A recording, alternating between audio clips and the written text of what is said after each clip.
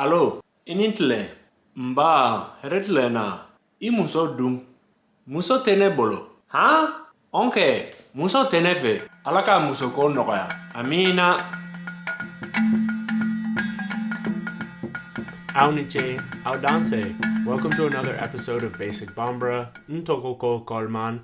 My name is Coleman. This is a project from Ankata, my initiative to create media and resources for speaking and learning Manding. Are you new here? Think about subscribing. In this video, we're going to learn how to express the English concept of to have in the sense of possession in Bambara and Manding in general. Specifically, we're going to cover 4 things. First, we'll look at how to use situatives with the lexical postposition bolo. Then we'll look at how to do it with the postposition fe.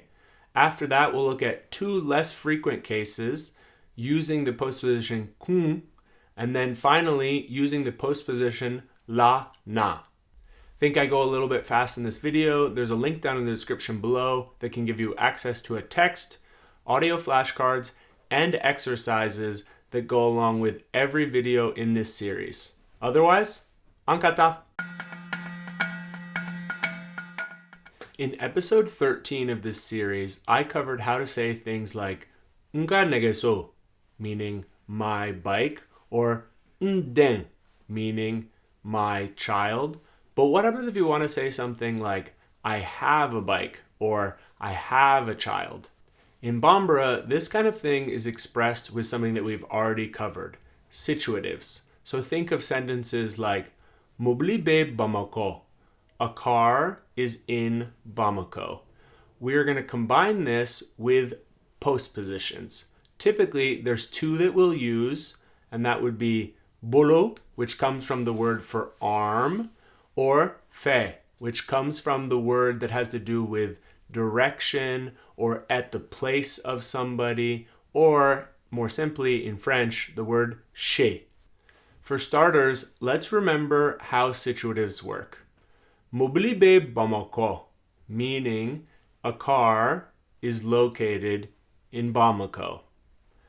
Frequently, these kind of situative sentences also require the use of a postposition, which is going to appear after the location. So, Gongombe Malla, meaning dust is located in Mali.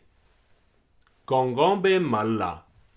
In Bambara, the underlying structure behind these examples, subject, be, or te if it's negative, plus a location and optionally a postposition, is going to be used to express the idea of possession that we typically represent in English with the verb to have.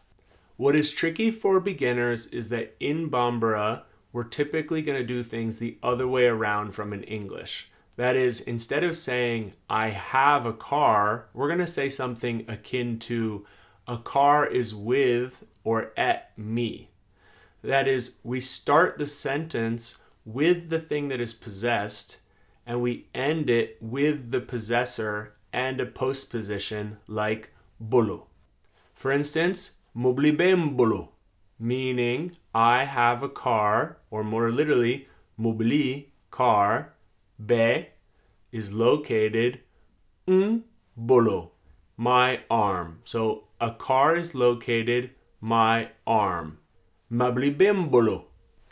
Or if you have a friend who's particularly hard on their luck, you could say something like Foite adama bolo, meaning Adama has nothing, but it's actually more like a double negative. Adama hasn't got nothing. But if we look at it word by word, foi, nothing, te, meaning is not located, Adama bolo, Adama's arm, foi te Adama bolo. In these examples, the postpositional phrase mbolo, as I said, clearly comes from the expression that means my arm.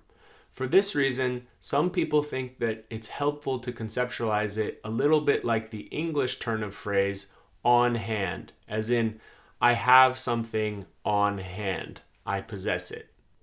When bolo is used this way in Bambara, linguists refer to it as a lexical postposition, because it clearly comes from a normal word, bolo, but it is used semi-grammatically in conjunction with be to express the idea of possession. The formal postposition fait, which can typically be translated as at the place of, or in French with chez, can also be used to express the idea of to have in the sense of possession. In these cases, it's used exactly like bolo in the exact same place in the sentence. For instance, mobili ben fait, meaning I have a car, or more literally, mobili, car, be, is located, fait, at my place, or with me. Or we could say something like foite adama fait, meaning Adama doesn't have anything, or Adama ain't got nothing. Or more literally, foi, nothing, te is not located, Adama fait, with or at Adama's place. Foi te Adama fait. Practically speaking, for beginners, the choice of whether to use bolo or fait is more or less a free one. There can be some nuance between I have something, but I don't necessarily have it available, and I have something, but I'm not its ultimate owner, but this isn't an essential distinction. In day-to-day life, both forms will work perfectly fine. That said, there is one thing to watch out for. The word fait is also used in Bambara to express what in English we typically represent with the verb to want. This means that there's a formal ambiguity with sentences such as muso ben fait, which we could interpret as meaning I have a woman or wife, or could be interpreted as the woman wants or loves me. Muso ben fait. The context generally means that you won't actually be confused by this sort of thing, but some beginners prefer to use bolo so that things stay clear in their own minds, because there's no formal ambiguity. When we say muso ben bolo, it can only mean I have a wife. Muso ben bolo. Curious how it can be that the word fait is used to express both possession and the idea of loving someone? Want to know how to say I love you in Bambara? Shanwere next time. In most situations, you're going to use bolo or fait to express possession day to day in Bambara.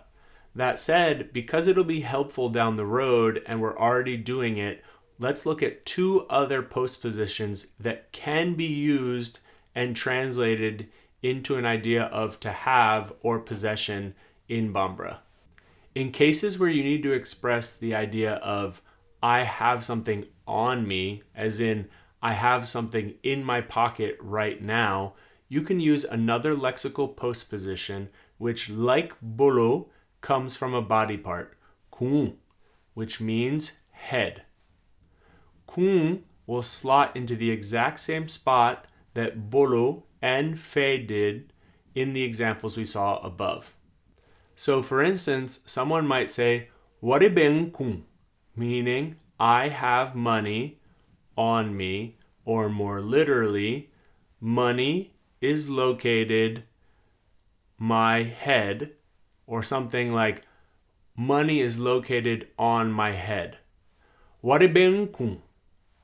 When expressing part-whole relationships, Bambara actually uses the postposition la, which can also take the form na, instead of bolo, fait, or kun, even though English will represent it oftentimes with the single verb to have. For instance, s'enflabe negasola, meaning a bike has two wheels, or more literally, feet. And if we translate it literally as an entire sentence, 2 feet, or wheels, are on a bike. S'enflabe negasola. Here, it's worth noting that this is hardly the only time that we use situatives with the postposition la, na. In fact, you've already learned it in the case of greetings. And in that case, we do not translate it with the verb to have. For instance, toroten, meaning suffering isn't upon me. Toroten. Of course, there are many examples like this. For instance, itlobe donkelela, meaning, do you hear the song, or more literally, itlo, your ear, be, is located donkelela, on the song, itlobe donkelela. In other cases, however, situative constructions with la, na, can also be translated with to have, even though they don't necessarily have anything to do with true possession. This is notably the case with afflictions and illnesses. For instance, mrabenna, meaning I have a cold, or more literally, a cold is upon me, mrabenna. Or farigambe andenna, meaning our child has a fever, or more literally, fever is upon our child. Farigambe andenna. Aiwa, did you like this video? Do you have a question? Asebe video ni jukoro. Let me down below in the comments. Otherwise, do you want to help me keep making more videos so people can learn Bambara on the internet?